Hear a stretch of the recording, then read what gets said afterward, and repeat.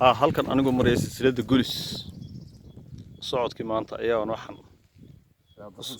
dalxiiska waxaan ugu soo baxay oday halkan jiif oo ka gabanaya coronavirus isla markaana galay gudadkii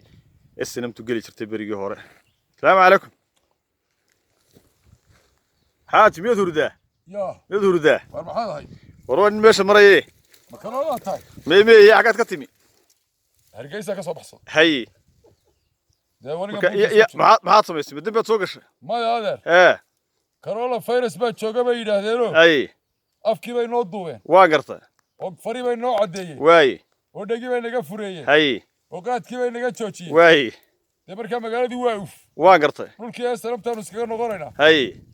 mujaahidiintu bal halka faataxada ugu maraa faataxada ugu martaa waa gartay marka corona virus ka ka soo carnay adigu maxaa doonaysaa anigu meesha iska mareeyay soo dhawaanin horta ayaga joogo ku soo dhawaan meel halkaas joogayaa intee leeg bad meesha ku jirtay dayba laba bilood oo dhow laba bilood buraad ku jirtay waxaas jireen baha halkaas ku jirtay hay على كدنا وارسك غشا واقرته وريغينا ويالا واي غريغينا وريغا سوق فلو كان مفتاحيس واي تبورتنا اسكا جيفاده هاي بيماش حقي بي كوغدو halkan hoose ayaa biyo ku ibida ka cabta labada bay taala macal gogashi واقرته jad ka washa ayaa wax la yeelan واقرته dalka saadar ku noolaa marka adeer maxamed daariga karoolaha iyo waxa marka ma isleeday karoolo bartan ku daynaya halkan adeer muxuu ka soo doonaya ay ku kaba beelaya waa buurahaas waa buuraha واقرته halkan adeer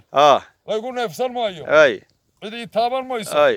cidi iban mayso way cidi isma naqaan ay ma dhirtu soo raacaya haddii aad halka joogo karoolo ku dhacasaad yeelaysa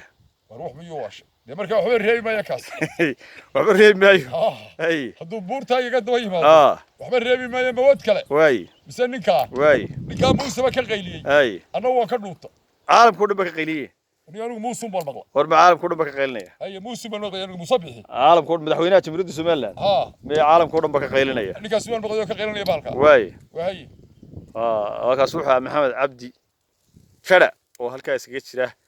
soo corona meesha ka soo galay maxamed aad iyo aad baad mahadsantahay thank you very much